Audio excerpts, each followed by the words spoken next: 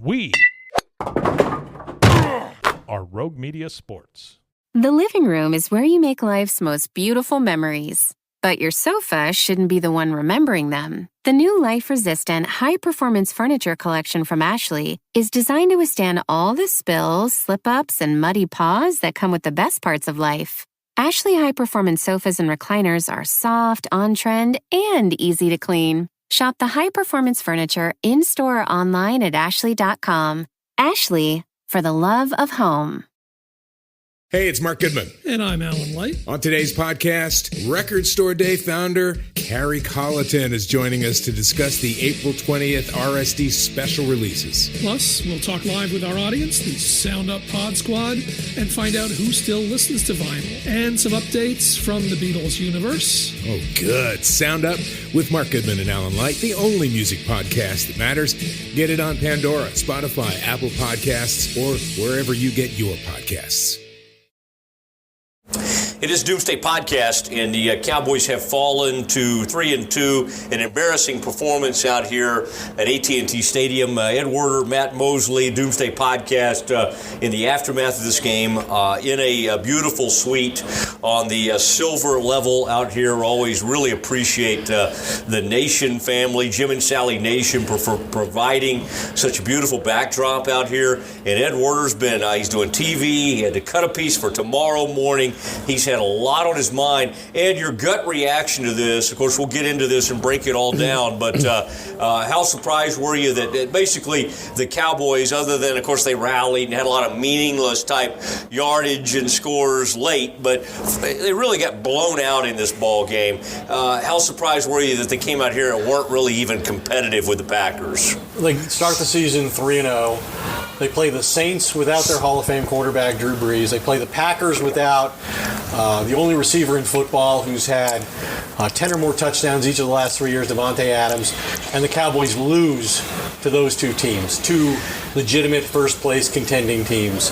I think it totally goes to people who thought that their success early on was a result of playing some of the worst teams in football. I mean, if you look at it, the three teams they beat, the Redskins, the Dolphins, and the Giants, are a combined 2-12. The two teams they've lost to, the Saints and the Packers, are 8-2. And even Jerry couldn't say anything but, it is what it is, and we are what we are right now. I said before the game on television that this was a game to me that the Cowboys had to emphasize giving the football to Ezekiel Elliott, because when he had it, Aaron Rodgers didn't. And they were playing a Green Bay defense that had given up more rushing yards the last 3 weeks than any team in football. The Cowboys have the highest paid running back in football. They have a running back who's an NFL rushing champion 2 out of 3 years, and he's not involved. And they should have given him the ball not to keep it out of Rodgers' hands, but to keep it out of Dak Prescott's hands so he wouldn't throw 3 interceptions. I mean, the whole thing about Dak Prescott is he protects the football. He values it. He doesn't put it in jeopardy. He had 3 interceptions tonight. He's had an interception in 4 straight games. That's the longest streak of his career. Only Baker Mayfield in the league has a longer streak of consecutive games with a pick. So a lot of things are wrong with the Cowboys right now. A lot of things are wrong, and even you'll hear from Glenn Stretch Smith. He's very angry. Afraid he's going to use some abusive language like what Jason Garrett used tonight. It is time for the Doomsday Podcast. Frito, please play the music.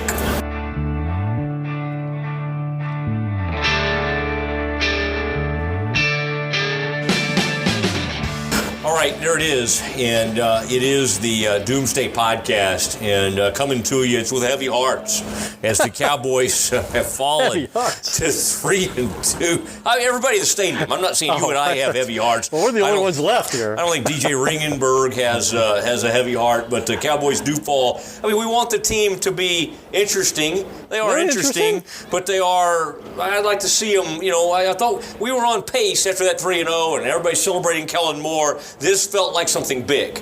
Yeah. This felt like something very exciting. And here, 3-2, there's more of a deflating feeling around this team. You want to feel good about things? What's that? You know, Jerry made the point after the game, hey, it's a long season, 16 games. We've only played 5 of them. Better news than that, the winless Jets are next. These are the kind of teams that they punk. So there you go. They should be 4-2. Feeling good about that Philly game coming up. Man, I just want a trip to New York. I may go to New York and not go out there to see this game. Just be in the city. Just be in position to do the Doomsday Podcast. Well, I'd really like to do it from the city, just from Manhattan. Are you going to go? I don't know if you have your assignment yet. I know I'm going to see the Packers play the Lions next Monday night, so I get to watch Aaron Rodgers 2 weeks in a row. Hopefully he's better in that game than he was in this one. Ooh, he did some Aaron Rodgers things. He didn't have great numbers, but there was a left-handed pass. There was a sidearm throw up the sideline. There were some great escapes. But ultimately, it was the Aaron Jones show. How about the Cowboy defense? I mean, Aaron Jones. The Cowboys have played football for 60 years as a franchise. They've played 903 regular season games. That's a lot. Aaron Jones is the first opponent running back to ever rush for 4 touchdowns against them in a game. Wow. Didn't happen to the 1-15 Jimmy Johnson Cowboys. Didn't happen to the 0-11 Tom Landry Cowboys. It happened to what we thought was one of the best defensive teams in football. Yeah, and a Packer team that was horrible on the goal line last week in Green Bay. Let's start there. That may be one of the most disturbing things. We can walk through some of these plays when the game was still competitive, when the Cowboys were trying to fight their way back in the first half, and there's some things that Dak did that we do need to break down. But the defense, a team that, you're right, held the Saints out of the end zone in a 12-10 loss. They hadn't given him a touchdown in 8 quarters coming into this game. Was a no-show. And the stats, boy, you talk about stats. Film Don't Lie was our old thing that we used to have on the Galloway show, Galloway and Company. But this was, what an absolute mess it is to go out there and give up, like you said, not only the passing yards, you expect Aaron Rodgers to do some things, but just get gashed in every way. And Ed, we have praised these young linebackers. LVE, the man with the wolf howl, the wolf hunter himself. Jalen Smith, one of the best dressed players. We've loved his story. I've already, and I know we'll get to Stretch here in a little bit, but Stretch is very angry with Jalen Smith. He thought he played an extremely poor game, just all across the board. Well, they couldn't get it done. I asked Jalen Smith after the game how he would account for the performance of the defense, and he said, they wanted it more than we did. What? They wanted it more than you? Why would that be? You're playing at home against a team. You just lost last week. You're playing at home against a team that's thwarted this franchise recently more than any other, and a quarterback who's maybe, by their standard, one of the top 3 quarterbacks ever, and you're not into it as much as they are? Leighton Vander Esch, he said that, hey, it was on me. I missed a lot of tackles, and they did, and they got blown off the ball. You know what I'd worry about? This is what's been happening to them when they play good teams since the Rams exposed how to play those linebackers, how to block the linebackers. Yeah, I'm worried about a lot of that. I'd worry about that for the Cowboys, but and then I love that now people are saying, well, I think they really miss Antoine Woods. I'm just like, really? Is that where we are?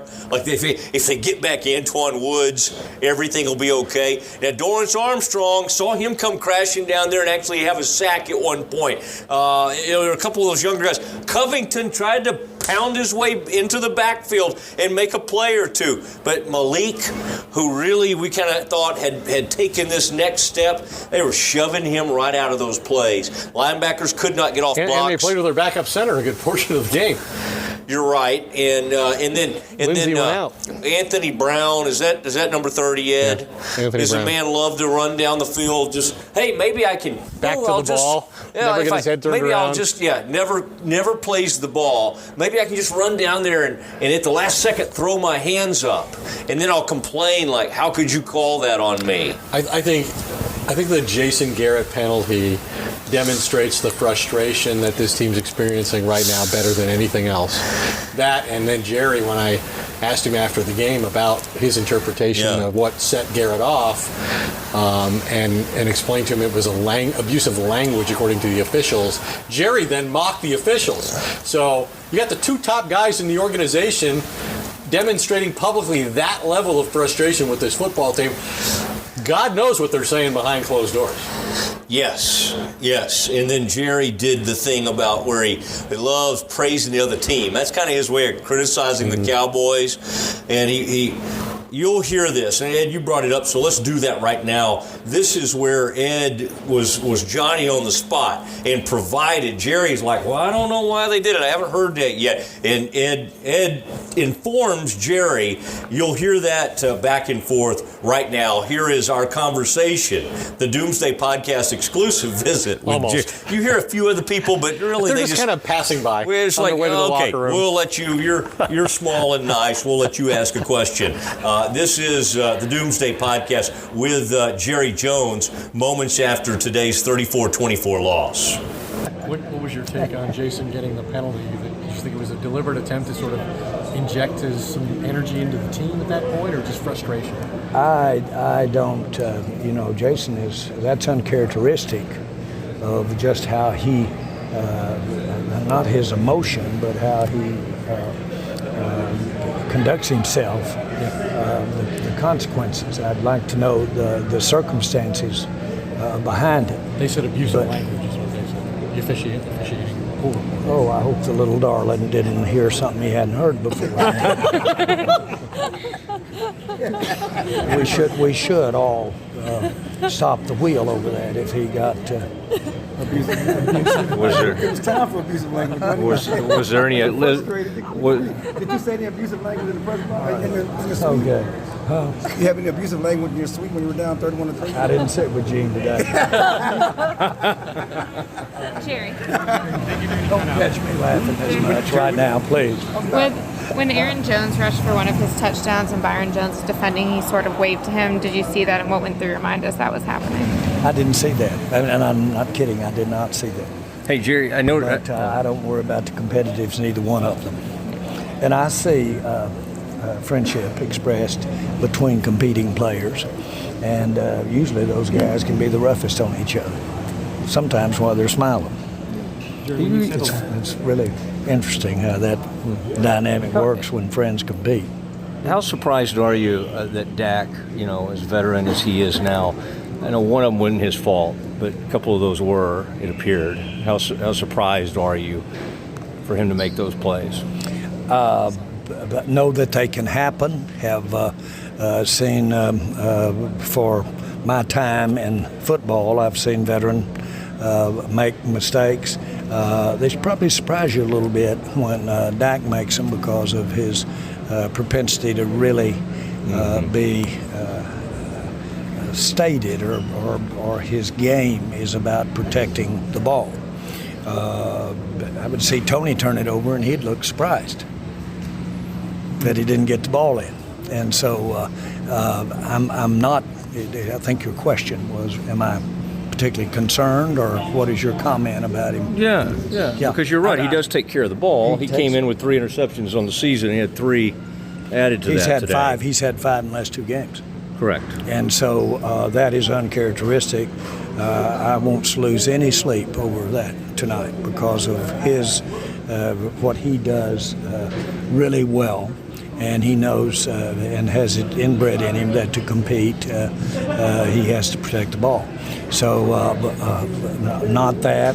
He didn't, I didn't see, I heard Troy describing the one interception. I think the safety might have come across, but he just didn't see that guy there. And so, but he's protecting the ball. He's got a good, in my mind, he's got excellent instincts about when to compete, when to actually force it and when not to force it. So I'm real satisfied with that part of him right there. Ball coming out, I love to watch that Rodgers. I love to watch him and his different mental mechanism about holding quickly, throwing the ball, seeing the splits, getting rid of it on the blitz, all those kinds of things. But he's been doing this a long time. And he's had the basics to be able to stay in there and be the quarterback he is today. We'll see that. We'll see it in the future. From Dak, yes, I think maybe yes, some more shovel passes and some little things like Aaron does, left-handed throws, all the. Well, that fumble that he cleverly, after the ball had left, it was a foot from his hand when he made it look like he might have poofed it. That's clever about how to. If you fumble, but you can do that when the ball goes out, that's pretty good. That's is it good poof? That's an experienced guy. When you say the last two games... No, I by the way, agreed that as we call fumble or we call pass, incomplete pass, I agreed with the call. When you say the last two games show you exactly where you are you kind of surprised at where you are? Well, I think that the way you find out where you are is to have the kind of games that we just had. I think we're, in general, if you looked at the two games and said that's going to be your record repeats of that as you go through the season, that'd be a different statement.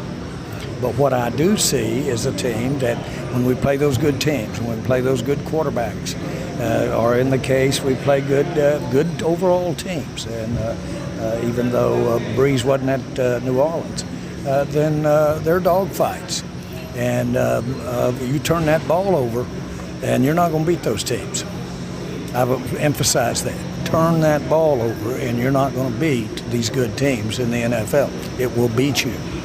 Singularly is the most important thing. Did they give you any kind of update on Lyle Collins and what's... Lyle thought, I didn't talk to any doctor, I didn't talk to any trainer. Lyle thought that he was feeling pretty good with his MCL. We heard nothing like a torn MCL or anything like that. So, but he thought good about it. Did you feel like it was pretty compromised over on the left side with, Fleming competed, but how much of that do you think played a role in some of what was happening today? Well, I know the challenge, but certainly saw, we missed Tyron Smith out there today, and I'm sure that had something to do with how we even called the plays. I didn't see us particularly giving up a little offense and giving him some help. But I could have easily missed that. Zeke may have stepped up there 2 or 3 times and really helped us out over there. But if I were Green Bay, that's right. What I would be doing is coming hard at that left tackle. Are you optimistic Tyron might be back next week? I don't want to say that. I'm optimistic that he'll be back.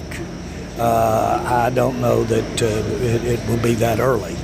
But it's not going to be. My optimism is it won't be extended. Thanks, guys. One more. How confident are you in Dak to be bounced back? Because obviously he's the leader everyone looks to on this team. How confident are you going to be able to? Totally, completely comfortable as I can possibly be. But that's him. That's a part of his quality, is his ability to bounce back between games, between plays, between series. He goes out and he's trying to figure out a way to win. So you're more encouraged than discouraged? What? You are more encouraged with Dak than discouraged? Yes, I'm disappointed for all of us that we had the turnovers that we had tonight. But there's been no takeaway for me with Dak Prescott at all. As a matter of fact, I'm sorry to beyond, I don't even want to come close to sounding trite, but this loss hurts. But on the other hand, Dak learns from adversities. He really learns from setbacks. And so he'll take New Orleans, he'll take this, and he'll be better. There's no doubt in my mind. That's him. Thank you. And there he was, Jerry Jones, sounding off on all things in that Cowboys loss. And Ed, the thing you got to say about Jerry, he always, even in a losing effort, Jerry kind of has fun. Jerry makes a few jokes and that kind of thing. Doesn't seem to be completely. I think he was upset, but I think at 3-2, he's not sort of in a panic stage yet. And I think what he wanted, the message he was trying to send that I kind of gathered from that was, I have not lost any faith in this quarterback. And part of that is, I think he wants the quarterback to hear. But now the quarterback, Ed, I don't know how much you got to hear of Dak. Thought this was interesting. Dak. I was in the press conference with Dak. Yeah. I thought that was interesting when Dak said, we may have sniffed ourselves a little much. That's the first soundbite in our piece on SportsCenter. Oh, is that right? Yeah. May have they get a little full of themselves after the 3-0 start and 30 points every week and double-digit wins.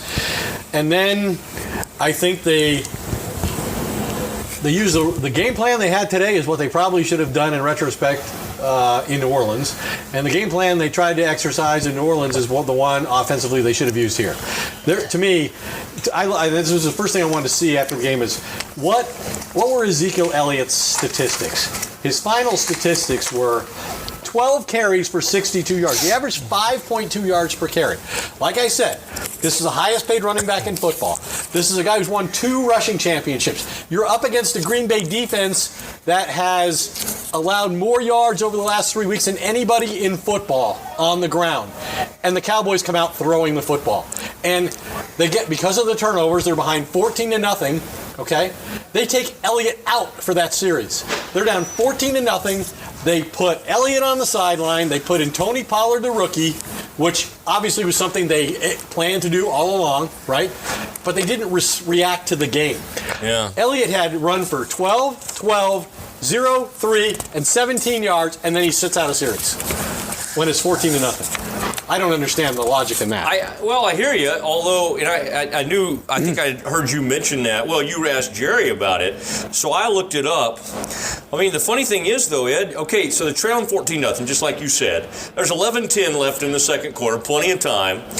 Pollard goes off tackle, 6 yards. Pollard up the middle on 2nd and 4 for 7. Pollard right tackle for 5. So the running game was working. What's Elliott get? Elliott's a better player than Pollard. I mean, I'm just saying, well, I know he's a better back, but I'm just saying, Pollard actually, he was called upon and was doing his job. Now, they ran into some trouble because... If they were going to make a substitution, maybe they should have put in Cooper Rush for a series or 2. No, well, that might have helped. But I'm just saying, Pollard did fine. But then, of course, Prescott, I was happy with Pollard. I thought Tony Pollard was playing great. But then, what happened to me, in my mind, Ed, 3rd and 4. What does Prescott do? Takes a sack. And these weren't sacks like, oh, Katie, hold the, bar the door. Here they all come. Oh, poor Dak, he didn't have time. He's got to get rid of the ball on some of those plays. And because the offensive line was compromised, but still, Dak has to know that. Which is another reason to run the ball. Cameron Fleming is a better run blocker than he is a pass protector, replacing Tyron Smith at left tackle. The Packers, if you look at their defense, their free agent acquisitions, their big money free agent acquisitions were the 2 defensive ends, Darius Smith and Preston Smith, the pass rushers. They've invested all of their high round draft picks in corners. So outside is where they're strong. That's where their best players and their highest paid players are. The way to play them is run up the middle, which is what Zeke does best, and the Cowboys come out throwing the football. Made no sense. Well, there was not a lot that made sense. Let's talk about, Ed, real quick, the Dak Prescott. Let's break it down a little bit. Dak's game. Now, and we'll get to Stretch here in a second. But I wanted to get your take before we get Stretch's take on Dak's game. Interception, we'll put that one on Amari. And Amari took it after the game. I mean, you expect him to. And you remember, we talked to John Kitten, the first-year quarterback's coach, who talked about ball placement, right? Being very exact with the placement of the ball. The throw was on Amari's back left shoulder. Could have been a touchdown if it was in the right place. If he throws it in front of him, it's a touchdown. In all likelihood. It's a huge gainer, regardless. So, to me, Amari Cooper should have caught the ball, but Dak could have made a better throw. Okay, right there, though. That little 50-50, whatever you want to say there. Now, second quarter, they're already down 14-0 at this point. They need to get something going. They're in scoring position. They're starting to move They have arrived at the Green Bay 35. Now, let's not act like that's in Maher's range. Well, we don't know that he has a range right now. He may have another problem later. I know. But Prescott, here he goes. Randall Cobb. This is a really poor throw. Yeah. There's Randall Cobb. First of all, if Shandon, is that like some kind of champagne? If Shandon Sullivan doesn't pull back there and make that catch, the other cornerback might have made the interception. I don't know what he was seeing there, but you got to see. I mean, it's not like he jumped the route. He was out there underneath, and he thought he could get it over him and in front of the other guy. Backs up and he makes the interception, and there you are. And again, the Packers Packers didn't really do anything with it. Now, that was a key point in the game, Ed, because I know what you thought, because I wasn't sitting down there near you, but when Rodgers looked like they called a fumble on the field, it was overturned, and they said he did throw it. Now, Jerry, to us afterwards, as you just heard, kind of talked about how that was a clever play, and he actually said he ended up agreeing with the play. That is a clever play. I mean, if you're kind of about to lose it or you're getting hit, Rodgers a cagey you might guy. as well. Like I said, he had a left-handed completion, a sidearm completion. He does his magic show. He does it, and he loves the underhanded, likes the underhanded toss. You can't have 11 penalties for 127 yards. You can't turn the ball over 3 times and get no takeaways yourself, which is kind of the common theme with this defense. They never get the ball. They never give their offense a short field. No, and we're shocked when they do. They're -5 in turnover ratio the last 2 games. The 2 losses are -5 in takeaway giveaway. Does this team have a quarterback problem? No. I don't think they have a quarterback problem. I think he's a great leader. I think he's made a lot of progress. He had a bad game today, no question about it. I mean, who knows how things change if he hits that first pass to Amari Cooper and really gets it going. He hit a 46-yard pass to Cooper again later, and they couldn't cover Cooper, and yet the Cowboys couldn't compete in the game. Jair Alexander had they no pulled him chance. off the field. I mean, they assigned him one-on-one. He's a first-round pick. He's one-on-one. You know, go cover Amari Cooper all day. He does it so poorly they yank him out of the game for a while and then put him back in there. And yet the Cowboys can't compete in that game. I mean, but I think Dak takes it the right way. He says the right things after the game. Hey, I don't care how many yards I threw for. I had 3 interceptions and I lost. That's what he said. And he said, you know, we're not competing against the other team. We're competing against ourselves because they're turning the football over.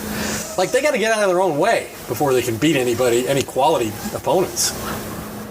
Yeah, it's what it's. You think they have a quarterback problem? No, I mean, you know how much I like Dak, but I just, golly, that's a frustrating thing to throw those picks and play like he did and take those sacks. I mean, you kind of have to lift your team up. Remember what happened a few years ago when they didn't have Tyron and the poor guy was out there and they just destroyed him in the Atlanta game. 8 sacks. Yeah, which was embarrassing. 6 I thought today, in addition to the interceptions, Dak, the guy can move around. I just thought he took sacks. I mean, like he a couple of times he took them out of like field goal position.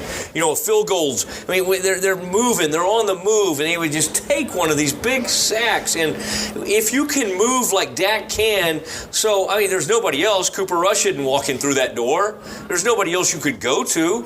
But and I don't think his money's going down. But I do think, and I'm not saying Jerry loves this at all, but in the aftermath of a game like this, 33 million sounds pretty ridiculous. I mean, it really does. And it may be the going rate, but it sounds kind of foolish. Didn't sound foolish when they won their first 3 games. No, but they won them over sorry competition. Right. And so here they are. And next week he'll throw for... He's beaten good teams before, though. Dak has had good performances against good teams. I just can't remember them right now. Well, he dominates the division. He beat the Eagles. I know. I'm just saying I'm far removed from those games. Oh, okay. I'm just kind of caught. I'm trapped in this season right now. You're in the moment. That's right. I just think recency bias, they call it. And I like Kellen Moore, and I don't, I think some of what they're experiencing now is people are getting a sense for how he wants to play on offense, and they're better able to counter it now than they were early in the season when they didn't know what to expect and they couldn't prepare, a plan that they knew would succeed or had a basis to believe that they would succeed. He's gone up against 2 pretty good coordinators on defense the last 2 weeks.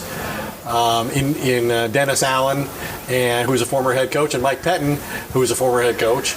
They're the defensive coordinators that he's trying to strategize against. And so I think that's probably a part of it.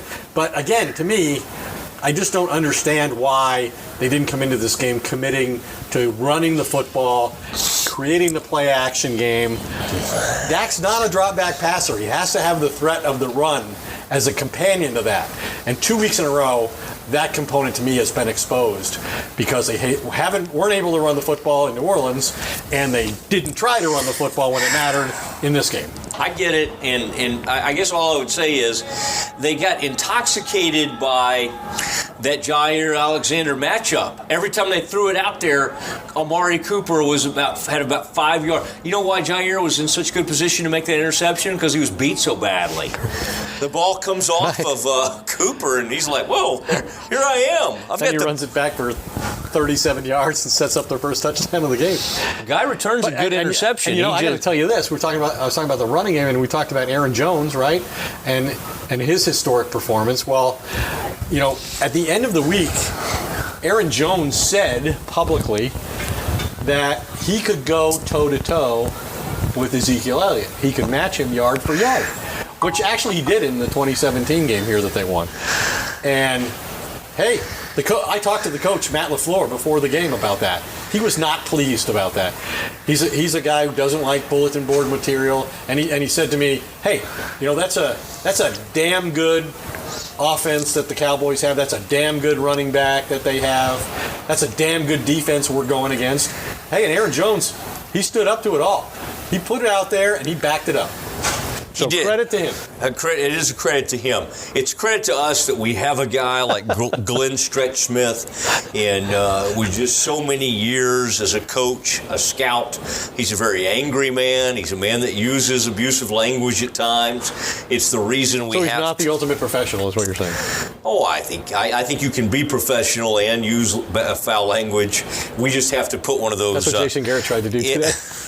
What's the tag you got to put on things? NSFW, not safe for work. When he comes on, you got to turn it down in the cubicle. It is time for Stretch Plays with Glenn Stretch Smith. Stretch, just in the aftermath of this, it ended up looking closer than the game really was. 34-24 loss. They trailed 31-3 at one point. Let's start with the fact that the Packers were able to gash the Cowboys so much in the run game, of course the passing game with the running backs. What did that group look like for the Cowboys up front? And then, of course, the linebackers as well. Yeah, well, anytime you start trying to get after Aaron Rodgers, he creates problems for you. So I'm going to preface it by saying that. Now, the Cowboys are a big up-the-field, one-gap defensive line. So anytime you see their inside guys with those staggered stances, they're going to get in either one gap or the other. Well, the thing that was so concerning is that they like to get, their one technique to one side and then a wide five to the same side. So in a sense there, you've got two gaps that are open, if you follow me. And what happened is, it really was almost like a blueprint of what the Rams did to them last year in the playoffs, is that one technique goes blowing up the field, that wide five, and Quinn, he comes blowing up the field. Well, if Jalen Smith doesn't get over the top of the center on the backside, there's a huge gash in there. Yeah. And that's exactly what they did. They were able to go at him. And quite frankly, Jalen Smith looked really bad. I'm going to tell you that. He looked really bad. And really taking bad angles, almost looked like he did when he was his rookie year. It was really concerning to me, and that is concerning because obviously you've got to get up the field and try to get some pressure on Aaron Rodgers. That's where he can kill you. And the minute that you do, if you don't have exact run fits with your linebackers, then we saw it happen late in the game where Byron Jones, they stunted, and Byron Jones doesn't come up the field and they just bounce it outside for a walk-in touchdown. It causes real problems for you in the run game. And what you saw today was them get exposed with that, with those track stances and trying to get up the field, and as much as they like to call them rush men and, hey, we can get after the quarterback with a four-man rush, ultimately your problem is if your linebackers take poor angles and your secondary support guys don't get in to fill the alleys, you get a 4-touchdown running experience stuck up and a loss stuck up your yang, and that's exactly what happened, and it's bothersome. Now I'm going to tell you this: I did see some things out of Armstrong and Covington that are encouraging from a defensive line standpoint.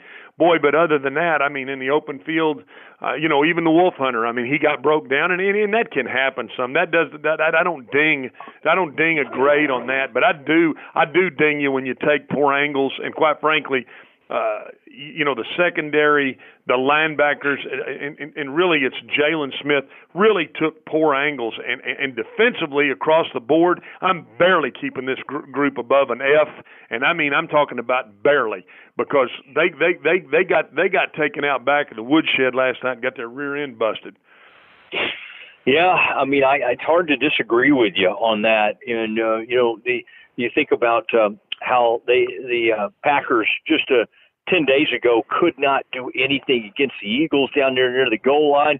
And then this game, it was like they got to the 10 to the 15, just ran the ball right on in. They didn't even have to really worry about getting down to the 2 or the 1.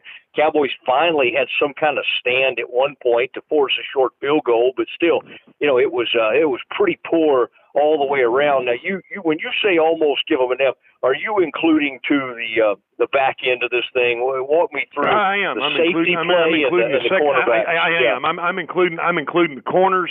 I'm including the secondary. I'm including Brown, who acted as if he'd never seen a deep over.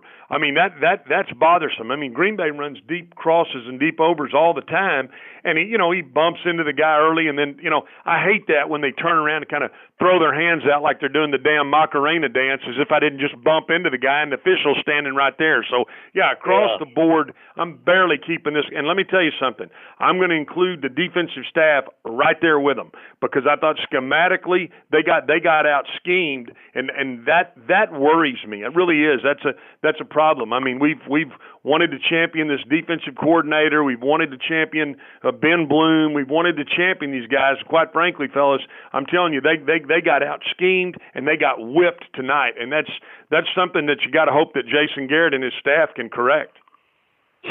Well, we shall see. Garrett maybe showed the most fight, chunk it down. Now, what'd you think of that display over there with throwing down the challenge flag and then kind of lighting up the official, eliciting the 15-yard penalty on the sideline? You think that was almost an effort to try to fire up the team? What was that all about?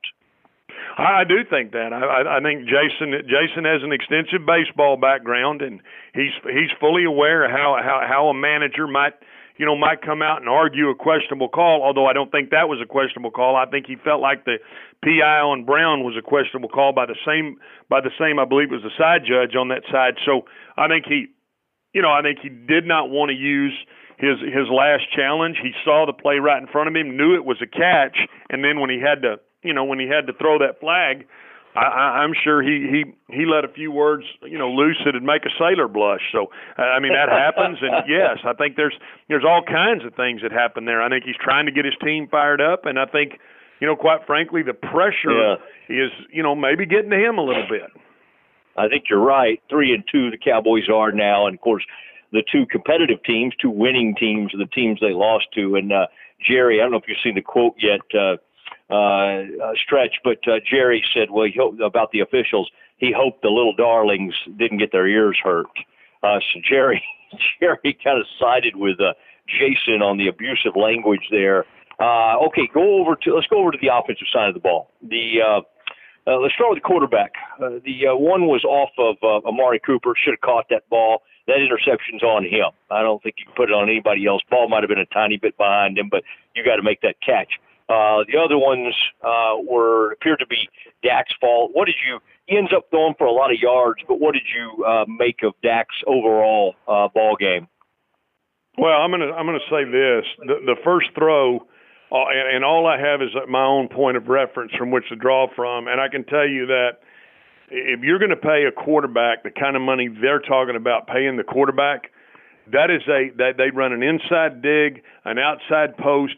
that is a throw you have to make 100 out of 100 times. I'm not talking off his back shoulder. I'm not talking the ball coming out of your hand a little unnatural. I'm talking about stick it right in his face mask. So I disagree, and I just got through watching it. So I disagree with you a little bit on the fact that he's got to put that ball right on him. There's no excuse. There was no pressure. Step into the throw and throw a skinny post for a touchdown. And quite frankly, that changes the entire complexion of the football game because it would put the Cowboys. I mean, it should have been a touchdown to put the Cowboys up 7-0. Okay, now Cooper, yeah, he should have kind of contorted his body a little bit and made the catch.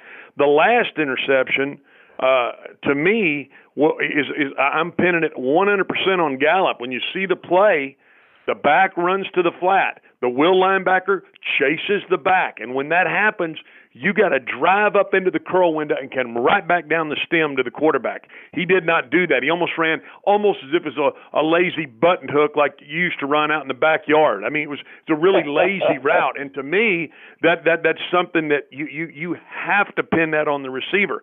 The other interception that I thought was just really poor is the one that he threw on the crossing route when all he's got to do is check the ball down. And there was no question it was not man coverage because they ran a motion across the formation. And if the guy covering the motion guy doesn't go across the formation, it's not man. So there's no way you could say, well, I didn't know what the coverage was. Bull crap. You didn't see him run. You got to have better discernment in that, and that is the one I'm going to pin on him.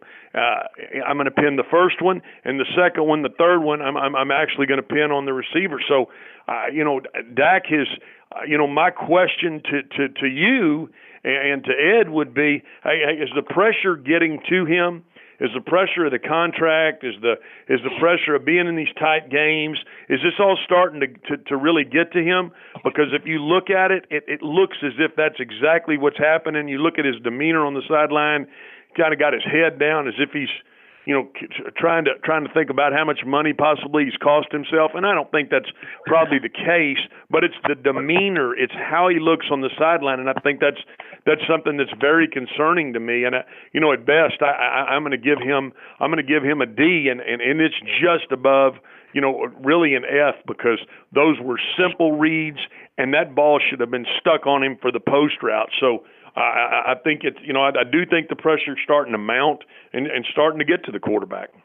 What did you make of the offensive line? I thought some of those sacks were Dak's fault, not getting rid of it, or maybe it was coverage sacks because it's not like they immediately got to him.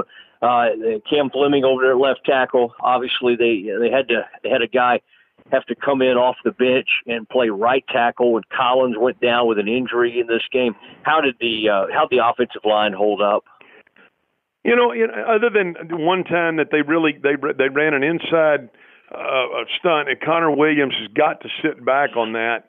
I mean, that was the one that looked the worst. I mean, I thought Fleming played okay. I mean, I thought he did a serviceable job. Anytime you got to go play the left side, you kick with your left foot. It's a much harder position to play, and I really didn't think he played that bad. Now, early in the game, they were helping him, putting a tight end over there. A couple times they sent Zeke over there, and then Knight came in and I thought did a serviceable job on the right side, albeit the game was kind of out of of reach at the time that he came into the game.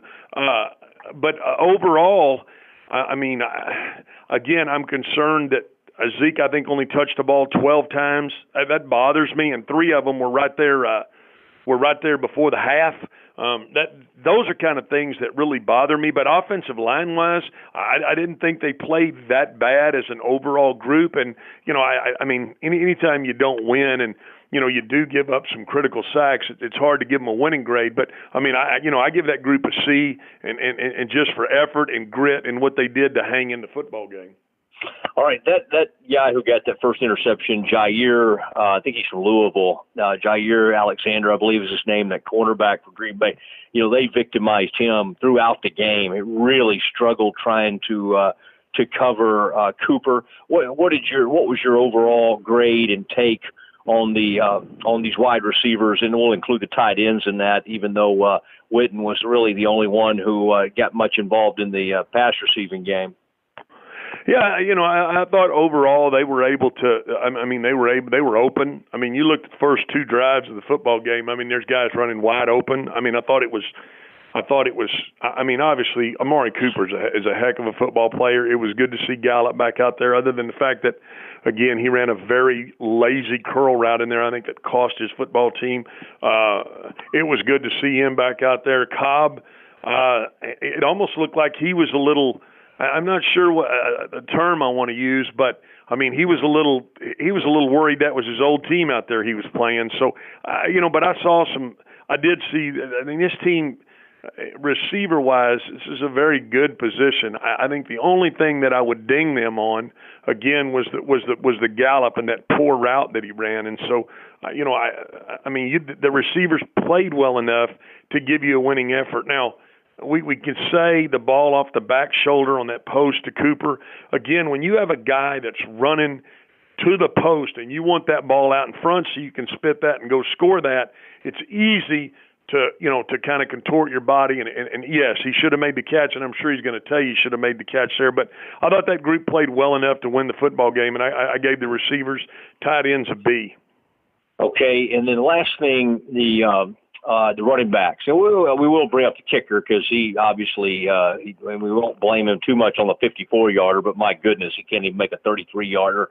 But running backs, Pollard got in there on that one drive after they were down 14-0, and it looked like he was finding a decent rhythm. What you make of them? Obviously, the Cowboys were in comeback mode, so in the second half we didn't get a huge dose of them. Yeah, I think the key is they really did a good job of helping in protection. I think that's what you want to see those guys do. I mean, they're unselfish guys. I mean, I saw Zeke one time go up and just tear the knees off the guy that was over Fleming, and so I think our running backs really good players. You saw Zeke make the catch. Going up the boundary, he can catch the football. This is a group that I think is if I was going to be critical of the next Boyd Guru offensive coordinator, hand the football off to 21 more than 12 times, and this is something that to me you got to get in the flow of the football game, and I would certainly continue to hand him the football more than that. But I think running backs wise, they gave you a winning effort too. Now, Matt, I did see some things on special teams that concerned me. I mean, I saw Colonel Schultz again. He gets himself in more bad positions than anybody I've seen in a while, and so I question his strength, his foot speed. I mean, I don't see a lot out of that young man. I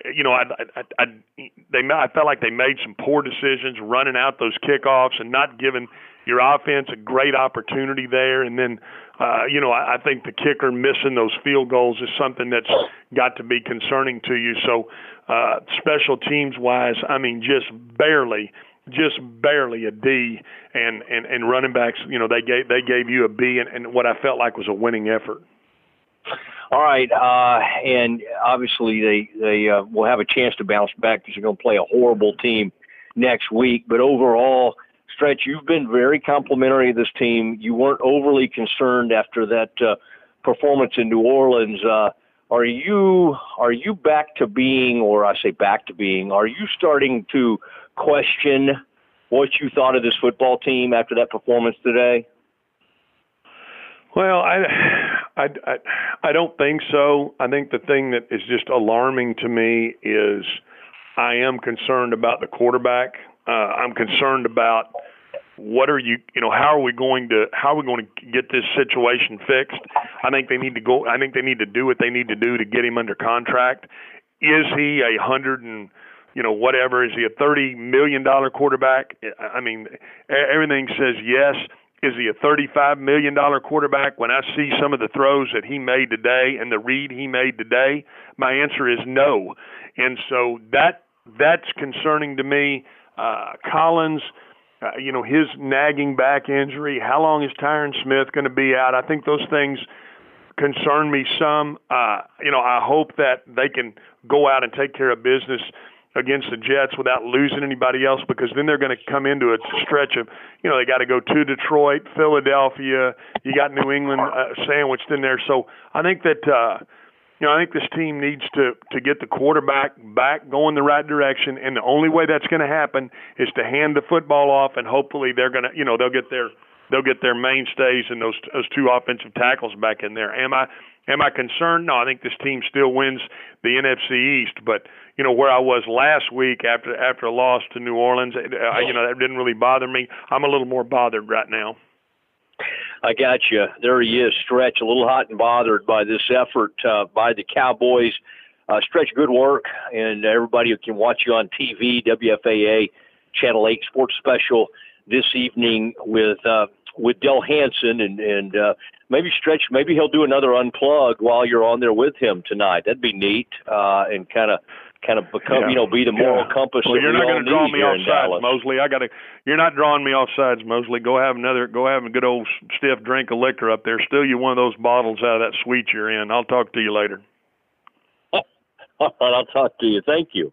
All right, and there he was, Stretch Smith, as only he can. Some very harsh grades, Ed, and Stretch giving everything short of an F. Had some D's, running backs got B's, receivers I think got a B, but and even the offensive line, he was okay. He didn't think they were awful. I thought that right tackle, by the way, whoever that guy was, Brandon Knight, does this sound right to you?